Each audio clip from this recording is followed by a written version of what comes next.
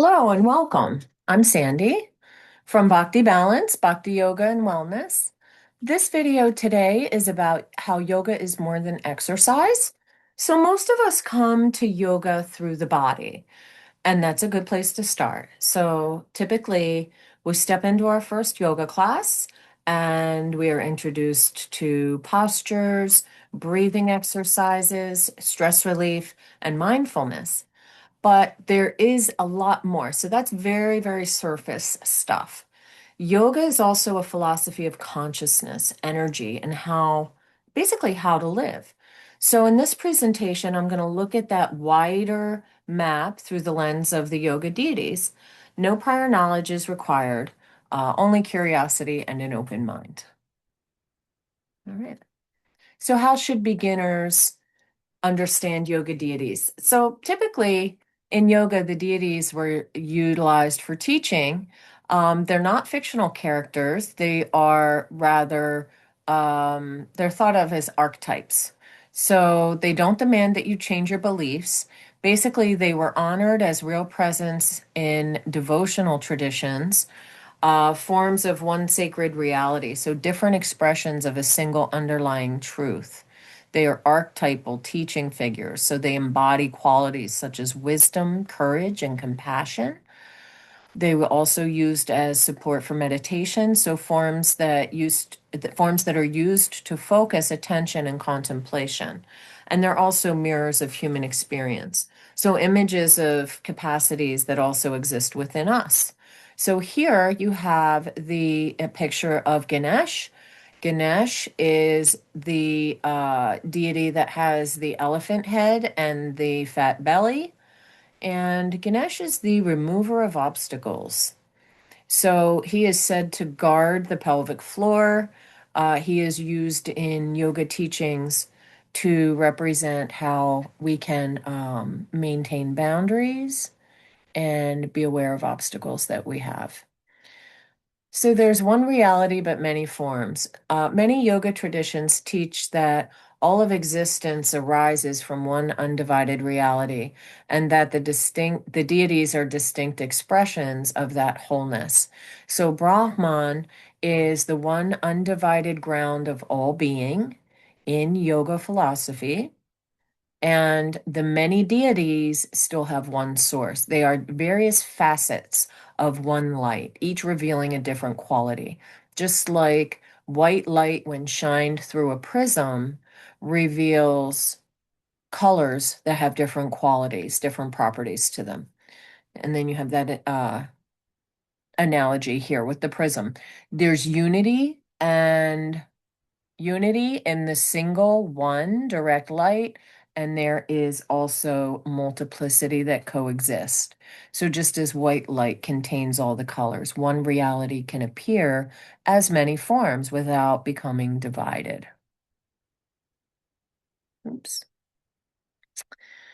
Shiva and Shakti, consciousness and energy. So this is a really big picture concept in yoga philosophy. Shiva is consciousness, Shakti is energy. So Shiva represents stillness, the expression within you that is witnessing all that is happening, but doing nothing to make it happen. Shiva is spacious and the awareness that knows the experience.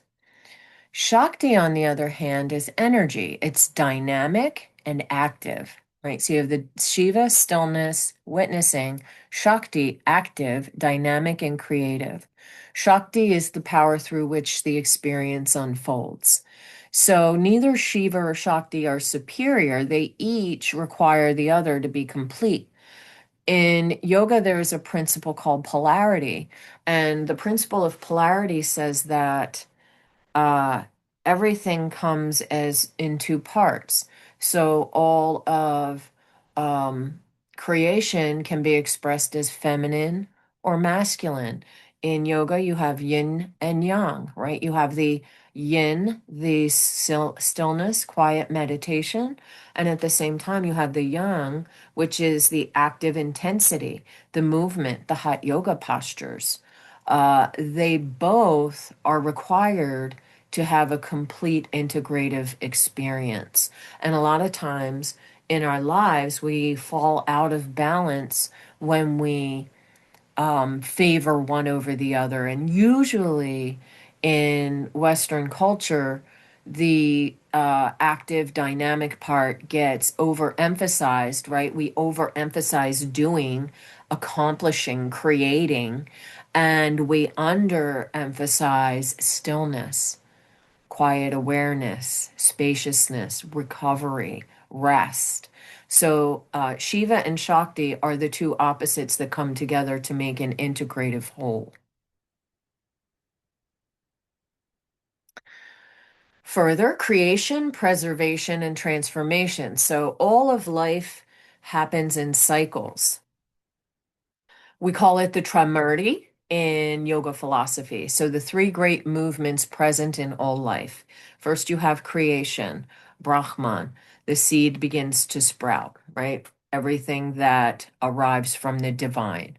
Then you have preservation or sustaining. Vishnu is the sustainer, he preserves. The plant is watered, protected, and sustained. And then you have Shiva, transformation. The completed plant returns to the soil and supports new growth. So, transformation, a lot of times, is associated with death or destruction, only because transformation requires the death of the old to make room for the new. The same movements occur in nature, the same cycles happen in life, relationships, work, the body, and in personal growth. The Tridevi, the inner map of human life. So the three great goddesses. Here on this slide, you have on the left Saraswati, in the center is Lakshmi, and on the right is Parvati, also known as Kali. Saraswati expresses clarity, learning, and discernment, the light of inner knowing and creative expression. She sits upon a lotus, which you can, the lotus, when there's the lotus, there is going to definitely be something related to growth and enlightenment. Then you have Lakshmi. Lakshmi expresses sustaining support and well-being, right relationship with things that nourish life, a balance with nature, if you will. Notice, well, we'll talk about the symbology in the later slides. Then you have Parvati or Kali on the right. That's a little bit of a gruesome representation, but Kali is the destroyer. So again, like we said in the last slide, in order for transformation to occur, the old has to die and the new has to be born. So Kali expresses steady strength, fierce honesty, and transformative courage to let go of old to make room for the new. So Saraswati is the quality of discernment. She is traditionally associated with learning, creative expression, and the capacity to distinguish wisdom from information. So Vina is harmony developed through the disciplined practice. Um, Regardless of what your daily practice is or what you do for exercise, having a structured routine is tremendously helpful. And that quality is expressed here through Veena and Saraswati. The book and the mala study, reflection, and focused attention. So you see there she has the mala beads hanging from the book, and that is the symbology that represents focused attention. Then there's the swan. So the swan represents discernment between essence and appearance. Then daily life, choosing words that clarify rather than harm. So Saraswati represents the part of us that knows the difference between what is just information and what is true wisdom. What can we utilize for growth, balance, and harmony? That brings us to Lakshmi, the sustaining support and right relationship. So Lakshmi is traditionally associated with abundance. Notice she's got the gold coins, falling from her hand, well-being, and conditions that allow life to flourish, not as a luxury, but as right relationship with what sustains us. The lotus that she's sitting on represents beauty and flourishing, rooted in the ordinary. So finding beauty and abundance in the ordinary, everyday things. The lotus grows from a muddy environment, right? So you could see that clarity and integration and wholeness can arise from things that are cloudy or muddy. Her open hands and coins represent an expression of generosity and the free, unhoarded flow of resources. There is abundance with Lakshmi. Elephants, so you see the two elephants on either side, they represent the expression of steady, patient effort that creates conditions for abundance.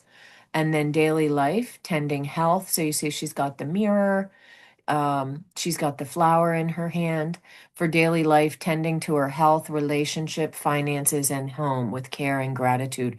All these things need to be sustained, and gratitude needs to be sustained to maintain abundance. There is a lot of evidence now that to create abundance in your life, you simply be grateful for that which you hope to find or hope to attract, if you will. So Parvati is expresses patient strength, devoted practice, and boundaries expressed with composure. On the other side, you have Kali. So Kali has the decapitated head. That's a little gruesome. That represents the destruction of the old. Also, you have the Kali is standing on that other individual that's laying down. That individual laying down is representative of the ego.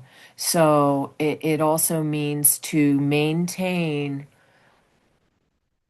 control and manage your ego. Basically, don't let your ego rule you, rather you rule your ego. And that also helps to maintain the uh humility that we talked about in the last slide. All right, so that concludes the actual deities. Then the integration through the human experience is through the koshas. So the koshas represent 5 layers of the self. That is the self with a capital S because it is divine. And the first layer of the self is the physical body. That's what you can touch and see. That layer is it is the most dense layer and it is the most apparent layer. So whenever you engage with another person, you can see their physical body, they can see your physical body. That is not the case with the rest of the layers. So the physical body is the most dense. The prana body or the pranamaya kosha is the breath and vitality. It is also an expression of the energy that keeps you alive without you having to think about it or do anything about it. It's the felt sense of aliveness. So your pranamaya kosha has activities going on that maintain the energy in the systems of your body. That is the same energy that is required to beat your heart, digest your food. You don't have to think about breathing, it just happens. So all of those things you don't have to think about get done through the pranamaya kosha. Then you have the third layer. That is the manamaya kosha. Think of mind, the mind layer. So thoughts, emotions, mental activities are expressed through the manamaya kosha. The fourth layer is the Vignamaya kosha, that is the wisdom body, wisdom and discernment, the capacity to observe the mind.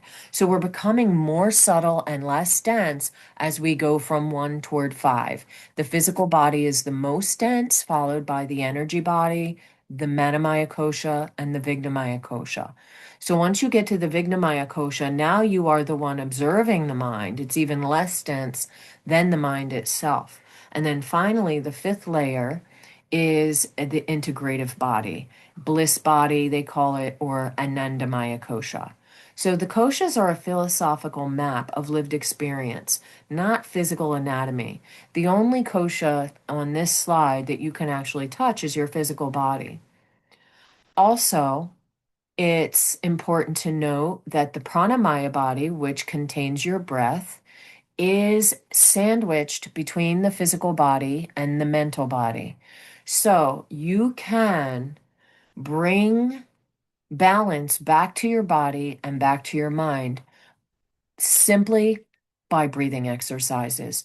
If you can control your breath, you can control your energy, you can heal your body and quiet your mind. There's a little spot for yoga in there, whether it's meditation yoga, yoga nidra, active yoga like poses. You can use the breath as the bridge to bring the mind back to the body and heal yourself. I think that covers the koshas pretty well. Kosha translates literally as sheath. All right. And that is the five dimensions of the human experience. With the bliss body being the experience of, it's almost like dreaming, like you're asleep, but you're aware. If you experience integration in yoga nidra practice, that also is expressed by the bliss body or the Anandamaya kosha. Sorry, wrong way. All right, moving through the koshas. So another way to look at those five layers, the yoga practice can be understood as a journey inward from the physical body to the quiet, more spacious dimensions of the human experience. So again, the body, we do a pose, we experience the sensation, we feel it in our body while we're moving our body through those poses. We also manage the breath while we're in the pose. We maintain a specific rhythm and vitality through the breath. The breath is also the layer of the body that tells me if I am falling out of balance. How do I know? The breath tells me I'm out of balance if my breath is choppy, I'm holding my breath, and I am absolutely past my edge if I am losing my breath. So just being out of breath is an indication you're coming out of balance. You want to back off a little bit, bring everything back to a steady balance. When I say balance, think about having two containers and you have one filled with water and you want to pour the water from one container to another. You have to navigate how to move both containers with the water in order to transfer the water from one container to the other. We use the breath in the very same way. We're constantly reanalyzing, where am I in my day? If my breath is becoming choppy, then I need to bring my mind back to my body and stop engaging in whatever's stressing me out. All right. Third layer, the mind. We practice noticing our thoughts and emotions. So, one of the very first experiences of the yoga practice off the mat is I am not my mind. So, as you go through your day, when things start to trigger you, maybe you have something planned that you would rather avoid, and that's triggering, right? That causes some anxiousness. Your mind is going to reflect that. Mind is going to be expressed in your energy. So as soon as you notice your thoughts and emotions sort of running away with you, you don't have to accept that as a valid, um, in concrete situation. Through your mind, you can change your perception of your experience and reduce your anxiety. And that's one of the ways that we use yoga to relieve stress. That brings us to the fourth layer, discernment, recognizing the observing capacity. So when I practice enough, observing the thoughts in my mind, and I start to realize that just because I think it and it passes through my mind doesn't mean it's true. That's that discernment. Being able to have a thought. I'll just pick something random. So I try on a new outfit, and my first thought is, I look fat in this outfit. All right, then the discernment layer steps in. That is not necessarily true. right? That is sort of a knee-jerk, that is a reaction, a reactive pattern that I dislike the reflection that I see in the mirror. That's a reactive pattern. So just because I feel that way when I look in the mirror doesn't mean that that is valid, that that is absolute truth. The fourth layer, the discernment, says, I can separate me, who I truly am, the self with the capital S, from that mind self that just blah, blah, blah. It's constantly blathering. And as soon as I present a new outfit in the mirror, it's, nah, you look fat in that, right? So I don't have to accept that. It's creating a change in that mindless pattern that is not helpful.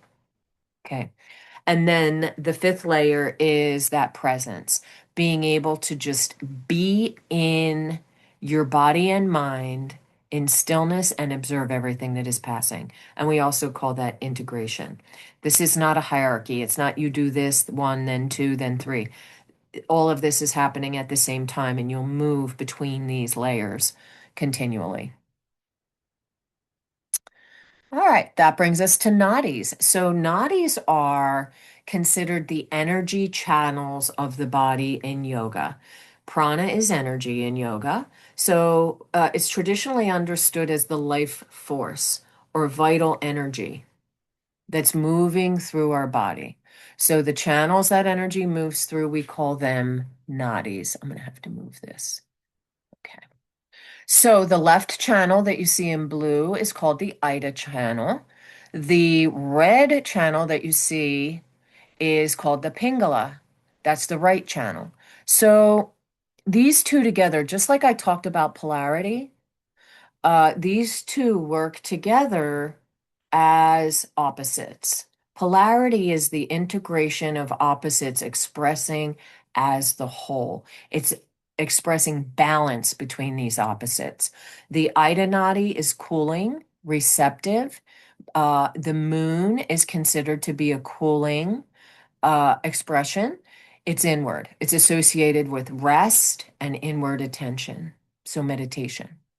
The Pingala Nadi is the right channel. That is the more do it now, get it done. It's warming, it's active, it's the sun, it's outward expression associated with engagement and outward action.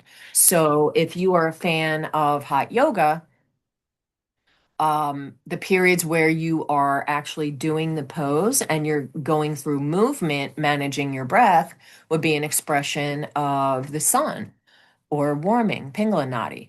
Then, when you lie down in Savasana between poses and you are still and receptive and inward, managing your mind through the breath, that is the Ida Nadi. The Sushumna is the central channel that is considered to be the spine and the spinal cord. All right. And then Nadi Shuddhi is an alternate nostril breathing that is traditionally used to bring these channels into balance. So the Ida channel and the Pingala channel, along with the central channel, the Sushumna, the spine, using this breathing exercise can be brought into complete balance. It is on my to-do list to create a video for for this Nadi Shuddhi breathing exercise, but it's not close to the top of the list yet, so it might be a while. The other thing that's really interesting in subtle energy and in the subtle body in yoga is, in addition to these three nadis, we have superimposed onto them the chakras, which most people have heard of the chakras. There's 7 chakras, and they each exist as they're called a wheel of energy. Chakra translated means wheel. So a chakra is a wheel of energy and it exists at the intersection between the 3 nadis. We have 7 of them. First is the root chakra. That's at the base of the spine. It is grounding, stability, and it is survival. So if one is experiencing difficulties with survival in terms of safety or sustenance, like food and shelter, it will be absolutely impossible to find creativity in the second chakra, to find will and purpose in the third chakra, and love and compassion in the fourth chakra, let alone what follows above it. So each chakra has to be balanced before the following chakra can express itself. So the root chakra is survival. The second chakra is at the sacrum, and that's creativity and flow. It would be below the navel if you were looking at the individual from the front of the body. Then the third chakra is the solar plexus, that is above the belly button, between the rib cage and the belly button.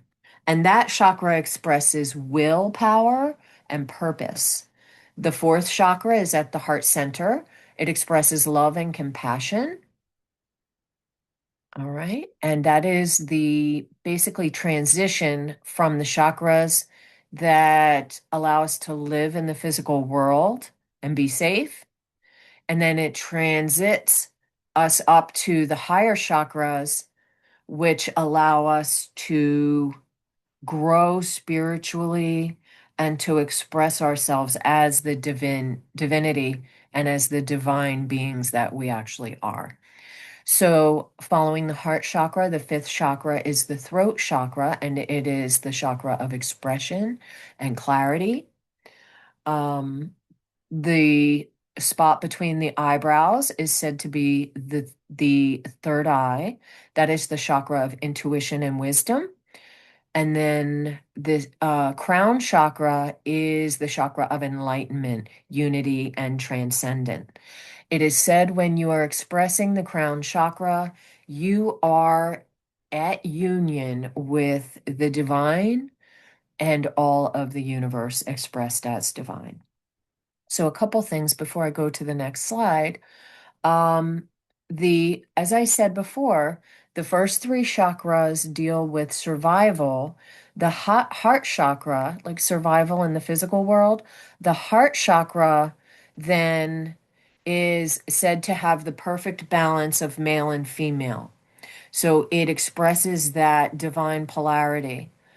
Once the heart chakra is allowed to open, because if the heart chakra is not clear, then the other three chakras above it will not be expressed.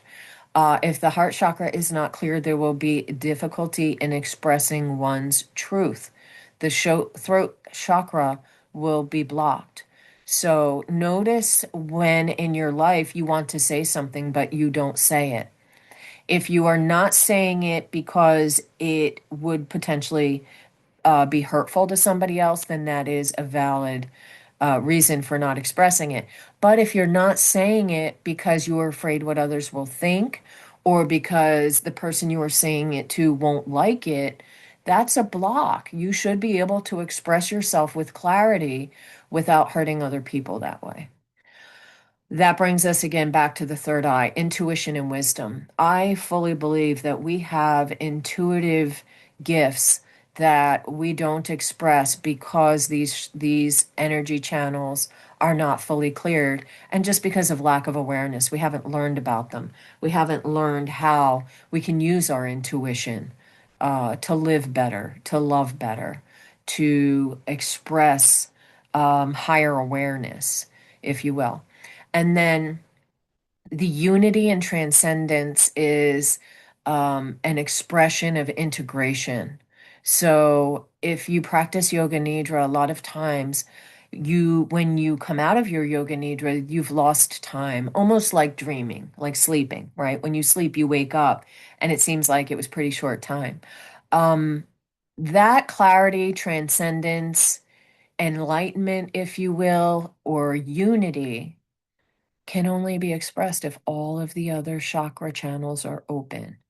So, again, somebody who is having difficulty with simple survival, food and shelter, there's no way to bring them to that higher consciousness. So, it's a path for sure. Then, the last thing I should say in this slide, because I'm going on a little bit, the pelvic bowl at the bottom. Think of the pelvic floor. So, in yoga, the spine and the nadis originate and the pelvic floor is just below them. So my yoga teacher taught me that that bowl at the pelvic floor can either contain your energy or it can develop holes and your energy can move down and out. Now, it's no coincidence that the bowl is just below the root chakra, which expresses grounding, stability, and survival. So if there is threats to survival, that bowl becomes a colander and your energy goes down and out. Then you're having trouble just maintaining creativity and maintaining an open second chakra or maintaining the nadis channels, those energy channels to stay open. If the energy goes down and out because the pelvic bowl has become a colander, then the task at hand is managing your reactive patterns. So being aware that, and that goes back to the other slide where we talked about that observing one's thoughts, observing one's mind, right? When you're in the third layer, you can listen to the things that your mind says without taking them as absolute truth. That is the fourth layer where you can observe what the mind says and separate yourself from it. That's a tall order if you're struggling in reactive patterns. And the managing the mind lecture is the very first one that I usually share in our yoga teacher training, because if you can't manage your mind, then you can't even retain your energy in the bowl. The bowl has holes in it and your energy's going down and out. Here's an example.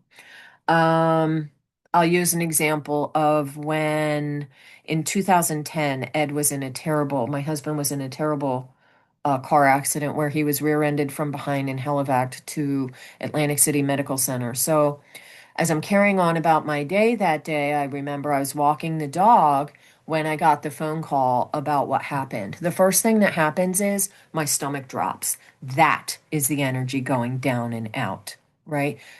Of course, I'm going to have a reaction when I find out that my husband was in a terrible car accident. But we have that same reaction in life situations on a daily basis when there is not real threat. In that condition, in that situation, there was a real threat. My husband's life was actually threatened. So there was a valid reason to have worry for that.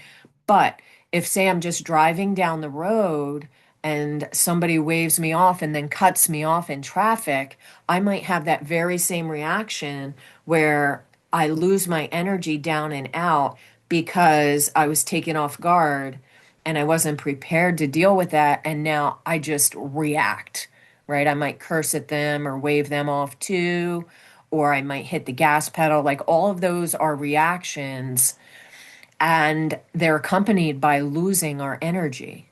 So the very first thing that we have to do in order to manage our energy is manage our mind and start to recognize our patterns and our reactive patterns. Last slide. I'm going to move this back over here. All right. So, ethics, practice, and meditation. Um, I think this is the last slide. Yes, this is the last slide. There's much, much more, but this was just intended to be a short video. So, the 8 limbs of yoga, which are what we use as the basis for all of yoga philosophy, are not a rigid staircase. They are an integrated practice. So, just like the 5 layers of the body are engaged simultaneously, and some might be activated more than others. Ethics, body, breath, and meditation all support one life practice. So our foundation to the 8 limbs of yoga is the yamas and the niyamas, and that deals with how we treat ourselves, and it shapes the quality of the attention we bring to our practice. Then there's body and breath. Those are the physical practices of yoga. We use alignment in the body. Okay, you have to bend your knee at a 90-degree angle and keep your knee over your ankle. That's a physical body alignment. But we also have mind alignment. The breath is your weather vane to tell you if you are in alignment or not between your body and your mind. So steadying the body and breath creates the conditions for a quieter, more receptive mind. And then we move into the other limbs, which are dharana, concentration, dhyana, meditation, and samadhi, which is that bliss body. Oh, I forgot pratyahara over here. That is inward focus. So that's just willfully taking your attention, first thing would be to close your eyes. That's how you draw your focus inward. And then pay attention to sensations in your body, pay attention to your breathing. That's pratyahara. That then brings us to dharana, dhyana, and samadhi, concentration, meditation, and bliss. Once you have learned to quiet the mind and can rest in that open, undivided awareness, you can gradually move into integration without effort. So, Patanjali's Yoga Sutras describe these eight limbs as Ashtanga Yoga. Ashta means eight, Anga means limb, eight limbs of yoga, not to be confused with the style Ashtanga Yoga. They are meant to grow together like branches of a tree, not you do one, then you go to the other one. You practice them all simultaneously. One of the best ways to experience that quiet mind, that undivided awareness, and kind of trick your ego mind, which becomes very upset when we don't give it what it wants, is to practice yoga nidra on a regular basis. So I have a yoga nidra uploaded on this YouTube channel right now, and there will be another one that comes up soon to follow, and hopefully many more after. Thank you so much for joining me in this video today, in this presentation. Until next time, namaste.